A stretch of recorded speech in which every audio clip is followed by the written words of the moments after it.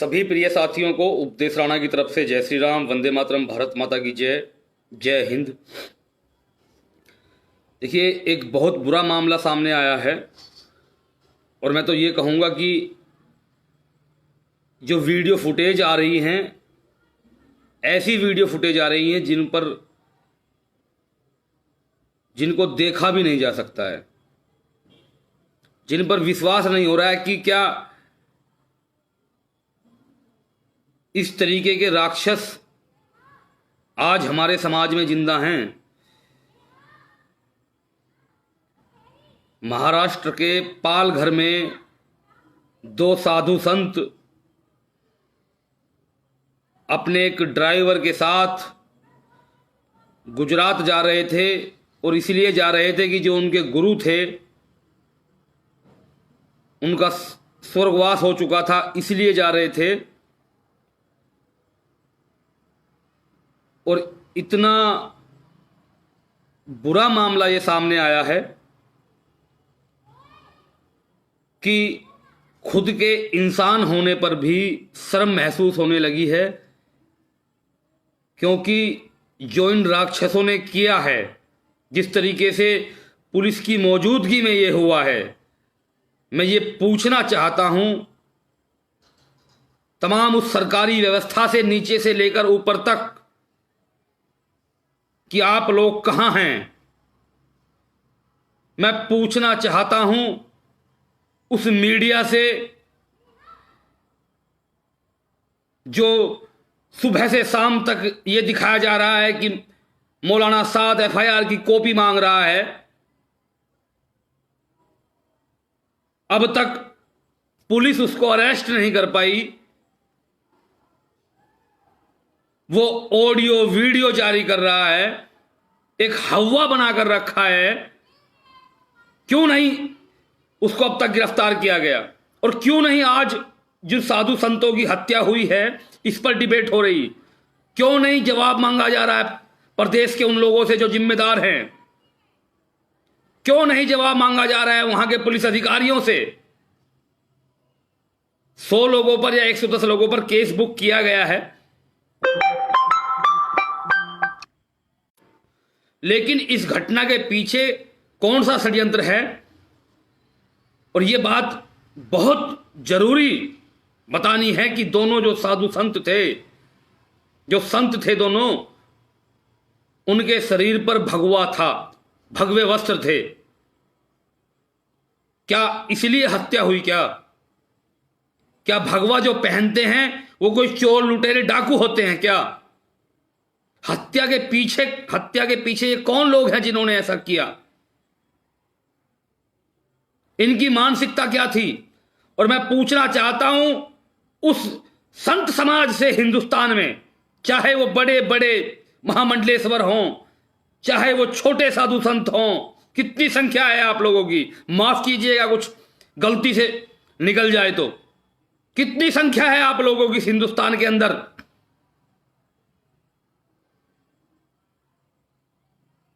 कहां हैं आप लोग सभी जो आवाज उठा रहे हैं, जो ज्ञापन दे रहे हैं, जो इस बात को आगे बढ़ा रहे हैं? उनको तो नमन है, लेकिन इतनी बड़ी संख्या, इतने मठ, इतने मंदिर, इतने साधु संत इस देश के अंदर, उस घटना को भी ऐसे ही जाने देना चाहते हैं? क्यों नहीं मांग करते? हम सभी का दायित्व है और उनका तो विशेष दायित्व है, जिनके शरीर पर भगवा है, उनका विशेष दायित्व है। समाज में एक संदेश जाना चाहिए, ऐसी कार्रवाई होनी चाहिए। जिन्होंने ये हत्या की है वो किसी भी पंथ के हों, किसी भी धर्म के हों, किसी भी समुदाय के हों, किस देश में मिसाल बने। और हो क्या रहा है? पुलिस के सामने साधु संतों को मार दिया जा रहा है, लाठी डंडों पत्थरों से।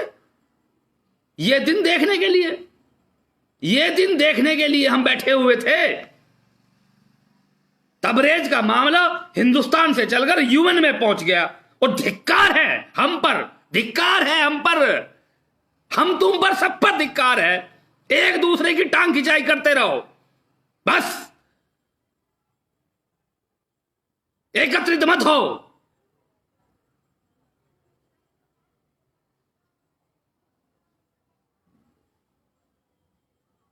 सब सहन करते रहो।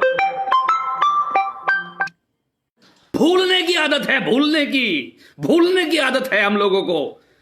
2 दिन बाद फिर एक न्यूज आ जाएगी, फिर उसको ट्रेंड करेंगे। अभी निषाद मारा गया ना, बंगाल की, इससे पहले एक फैमिली बच्चे सहित हत्या कर दी थी। बस आंकड़े बदलते रहते हैं, नए चेहरे आते रहते हैं सामने, सब पुराना हो जाता है। और यही कारण है, यही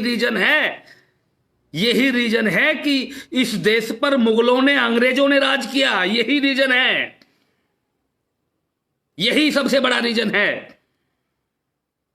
अपनी मेंटलिटी चेंज करो। और मैं हाथ जोड़कर निवेदन करता हूं संपूर्ण संत समाज से, जो हिंदुस्तान में जीवित है, उससे, जिसके तन पर भगवा है, हर उस व्यक्ति से, ये इंसानियत का कत्ल हुआ है, ये भगवे पर प्रहार हुआ है। और उस मीडिया से कहना चाहता हूं कि भाई इन पर करो डिबेट, इन पर करो। 2 संत पुलिस की मौजूदगी में डंडे पत्थरों से मार दिए गए, जब तक जान ना निकल गई तब तक पीटे गए वो। ये हिंदुस्तान है, ये अफगानिस्तान नहीं है, ये सीरिया नहीं है। ये हो क्या रहा है, ये हो क्या रहा है? दर्द होता है। भगवे के प्रति उनकी मेंटेलिटी क्या थी? वो बेचारे तड़प रहे हैं, चिल्ला रहे हैं, हाथ जोड़ रहे हैं, उन दरिंदों ने एक नहीं सुनी। प्रहार पर प्रहार करते चले गए। मैंने तो जो करना होता है संबंधित अधिकारी को लिखा भी, जो वहां के आसपास के लोग हैं जिनके दायरे में वो चीज आती थी, उनसे भी टेलीफोनिक चर्चा हुई। और जो बन पड़ेगा वो करेंगे। लेकिन मैं ये कहना चाहता हूं कि हम 100 करोड़ होकर, मैं ये नहीं कह रहा हूं किसने किया, लेकिन मैं ये कह रहा हूं हम अपने साधु संतों की रक्षा नहीं कर सकते क्या? 100 करोड़ इस देश में हम लोग हैं, हम इस मांग नहीं कर सकते इसकी? धिक्कार है, डूब के मर जाना चाहिए फिर तो हमें।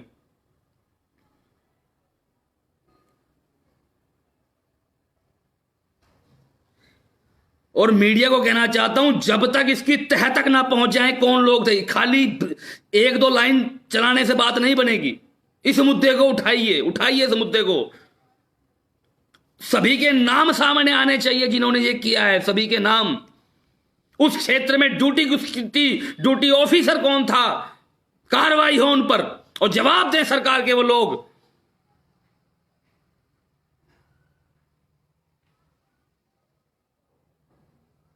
कोई छोटी इंसिडेंट नहीं है, छोटी घटना नहीं है कोई, ये बहुत बड़ा मामला है।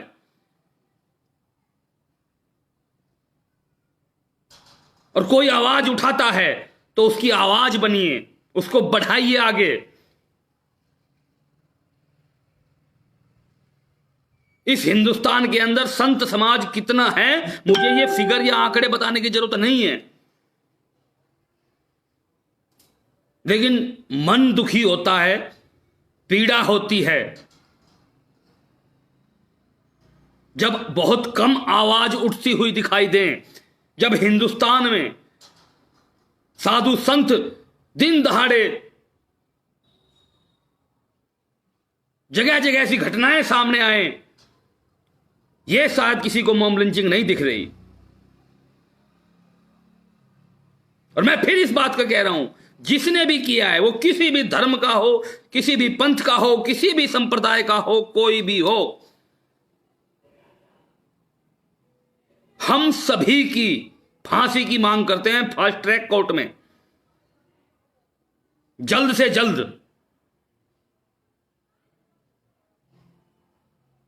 और यह बात सोचने पर विवश करती है कि भगवा कपड़े देखने के बाद ऐसा उन्होंने किया और पुलिस की मौजूदगी में ऐसा होना, यह अपने आप में एक बहुत बड़ा प्रश्न चिन्ह है।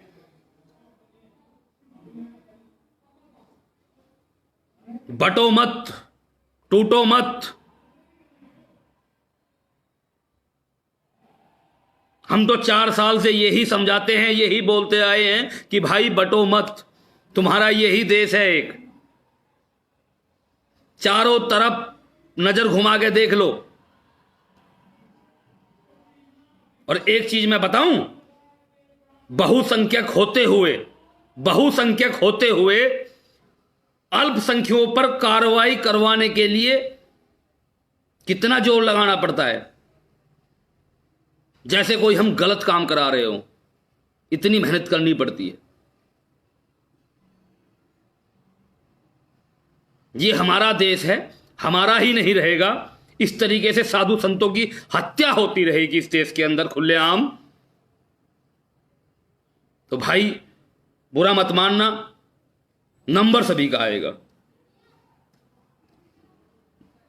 जिनकी आदत मौन रहने की पड़ जाती है ना, मौन रहने की, जो सोचते हैं अरे मेरे साथ नहीं हुआ, अरे मेरे प्रदेश में थोड़ी ना हुआ है, मेरे डिस्ट्रिक्ट में थोड़ी ना हुआ है, बहुत गलत चीज है। और मैं किसी को कानून तोड़ने के लिए नहीं बोल रहा हूं, मैं किसी को कानून ब्रेक करने के लिए नहीं बोल रहा हूं। मैं सिर्फ ये बोल रहा हूं कि भाई कम से कम ऐसी घटनाओं पर हम एकत्रित होकर ऐसी घटनाओं पर हम उस आवाज को उठा तो सकते हैं।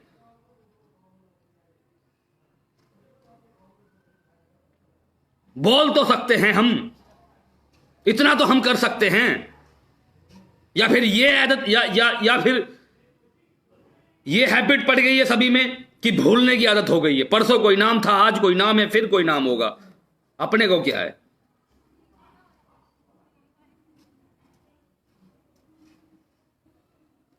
भाई एक साथ रहो, जुड़कर रहो, और जो लोग तुम्हें तोड़ना चाहते हैं वो अपने हो या पराए हो, उनकी बातों में मत आओ। और इस इंसिडेंट पर जवाब दें, जितने भी वहां के जुड़े हुए लोग हैं, इस इंसिडेंट पर जवाब दें। और मैं इस न्यूज को ब्रेकिंग न्यूज में देखना चाहता हूं, इस न्यूज पर डिबेट देखना चाहता हूं मैं कंटिन्यू। जब तक इन लोगों को फांसी नहीं हो जाती तब तक चलाइए इसको। 2 साधु संत अपने ड्राइवर के साथ अपने गुरुजी के, जिनका स्वर्गवास हो चुका है, उनके पास जा रहे थे, इस तरीके से हत्या कर दी गई।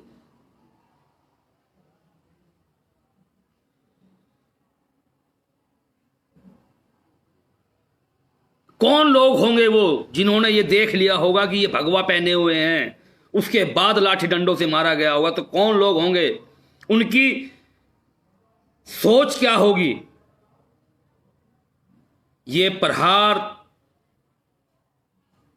किस चीज पर हुआ है आप सभी जानते हैं। और मैं फिर ये बात कह रहा हूं लास्ट में आप सभी से कि कोई भी हो, मैं किसी मजहब का, धर्म का, पंथ का, संप्रदाय का नाम नहीं ले रहा हूं, बस इतना कह रहा हूं, जिन्होंने इसको अंजाम दिया है, फास्ट ट्रैक कोर्ट में मुकदमा चलना चाहिए और सभी को फांसी की सजा होनी चाहिए और फांसी होनी चाहिए, पहली बात। और दूसरी बात, मैं मीडिया से यह कहना चाहता हूं, मोहम्मद साद लेटर भेज रहा है, मोहम्मद साद पर मुकदमा लग गया है, गिरफ्तार अभी तक नहीं हुआ है, तो कम से कम इन साधु संतों को भी न्याय दिलवा दो।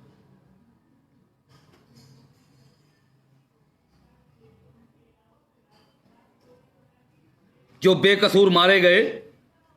और भाई मुझे तो बड़ी शर्म महसूस होती है ऐसी चीजों पर, ऐसे सिस्टम पर। हमारे पास इंटेलिजेंस है, हमारे पास क्राइम ब्रांच है, हमारे पास पुलिस एक्टिव है, और एक मौलाना 1 महीने से छुपकर बैठा है, जिसने पूरे देश में कोरोना पहुंचा दिया। वो गिरफ्तार होना नहीं चाहता या गिरफ्तार किया नहीं जा रहा है। जो सवाल है वो बनेगा, वो बोला जाएगा।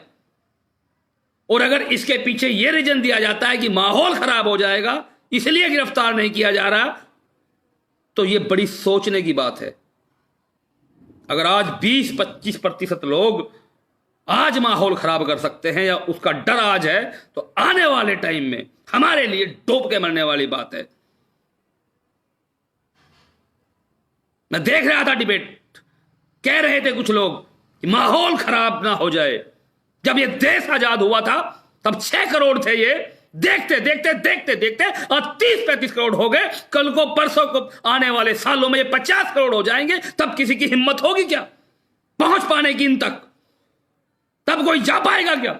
माफ कीजिएगा, मैंने देखे हैं, मैंने ऐसे एरिया देखे हैं जहां कोई एंट्री नहीं कर सकता है। यह किसी पर सवाल नहीं है, ये एक सोच है, एक सोच है जिसको सोचना होगा, जिसको समझना होगा, जिसको अपने जहन में उतारना होगा। ये हमारा देश है। कितनी शर्म की बात है कि इतना होने के बाद, गैर इरादतन हत्या का मुकदमा दर्ज होने के बाद, आज तक वो एफआईआर की कॉपी मांग रहा है। आज तक वो एफआईआर की कॉपी मांग रहा है। खेल बना के रखा है, खेल। या तो कह दीजिए सब कुछ झूठ है, ये ऐसे ही चलता रहेगा, ऐसे ही चलता रहेगा, कुछ नहीं होगा। जब माहौल ठीक होगा जब पकड़ेंगे। क्यों नहीं पकड़ा गया? कोई मंत्री, कोई मुख्यमंत्री का बेटा शादी करता है अपने परिवार में, सैकड़ों लोग इकट्ठा होते हैं, उन पर कोई कार्रवाई नहीं होती। गरीब मजदूर अगर देश से अपने प्रदेश में जाते हैं, वो रोड पर मुर्गे बनाए जाते हैं। फिर कह दीजिए कि कानून सभी के लिए बराबर नहीं है। फिर कह दीजिए कि कोई इक्वलिटी नहीं है। मेरे देश का कानून अमीर हो या गरीब हो, सभी पर एक समान लागू होगा ना। चाहे वो मुख्यमंत्री का बेटा हो, चाहे वो मुख्यमंत्री हो जिसके यहां शादी ऑर्गेनाइज की गई, उनको कोई मुर्गा बनवा सकता है क्या? उनको कोई मुर्गा सड़क पर बनाकर बैठा सकता है क्या?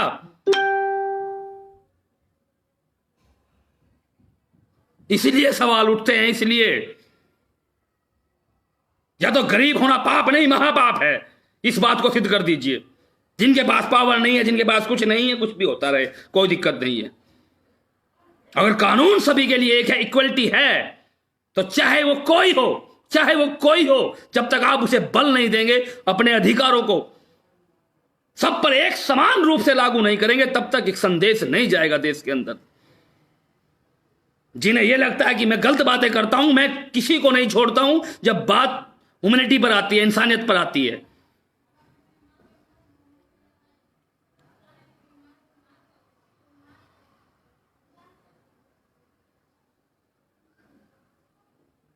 शर्म से आंखें झुक जाती हैं जब मैं ऐसी न्यूज देखता हूं कि मौलाना एफआईआर कॉपी मांग रहा है अभी तक।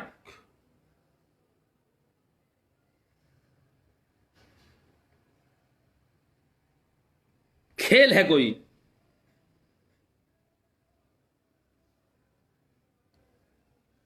सभी से अपील करना चाहता हूं, सभी से, मैं आप सभी से, आप जुड़े रहिए, आपस में एकता रखिए, और हम यह विश्वास कर सकते हैं कि एक दिन हमारी एकता विजयी होगी। आप सभी जुड़े, धन्यवाद आपका। लेकिन ये जो साधु संत, हमारे 2 संतों की हत्या की गई है, मैं फिर इस बात को कहकर लाइव समाप्त करूंगा कि जितना भी संत समाज हिंदुस्तान के अंदर है, कम से कम एक लेटर तो भेज सकते हैं कि ये हुआ क्या। और आप सभी से अपील करूंगा, हर हिंदुस्तानी से अपील करूंगा कि गलत को गलत बोलना सीखें।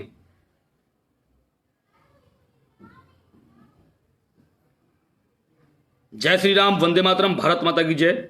उपदेश राणा की तरफ से।